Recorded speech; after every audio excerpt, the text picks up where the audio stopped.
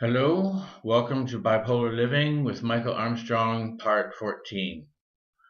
Last time I explained how I left my girlfriend lover to explore my same-sex attraction, entered into the gay subculture of the 1970s.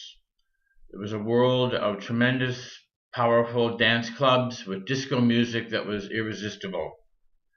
It was also a world of promiscuity. No one seemed to be interested in long-term relationships. The expression that went around was, so many men, so little time.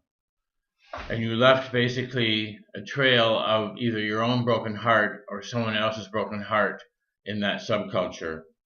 Note that I was not on medication and had not been since I'd returned to school. I was setting myself up for a disaster because of that, but I did not know at the time, of course.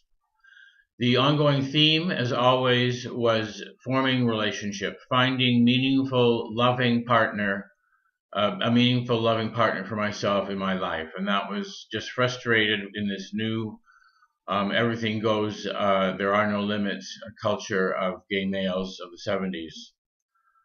I remember one guy that I broke his heart, basically. He was a dress designer, shirt designer, and he even made me a shirt at one point as a gift, as a way of trying to hold on to me, but I was not interested.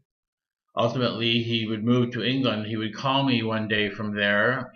Had been drinking, I could tell. He poured out his tale of woe and sorrow and disappointment in how our relationship had not proceeded for him.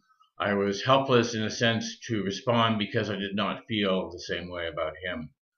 There were times when I felt I was on the receiving end of that type of lack of concern about my well-being. I was good to take to bed, but that was about it for so many people. I ran into a man who lived in a commune, the Spice of Life commune in Toronto, and I dropped out of law school after 2 years just to go live there because there were gay men there, and I was desperate to make friends and, as I say, to try and find the elusive partner. It turned out to be pure folly. They tried to follow the teachings of Erich Fromm, who was a psychiatrist, and Wilhelm Reich, who was a sexual theorist, and R.D. Laing, who was a radical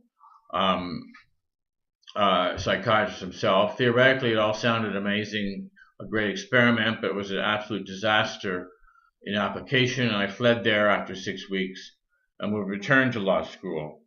But my priority always remained trying to find relationship. I would suffer all my life from my lack of application to my law studies, and that was a choice that I was making, and I had to bear the consequences.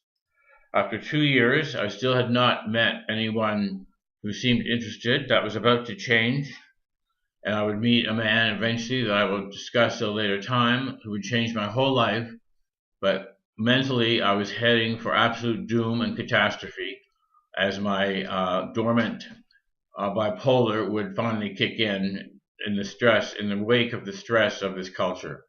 So until next time, God bless you and keep you.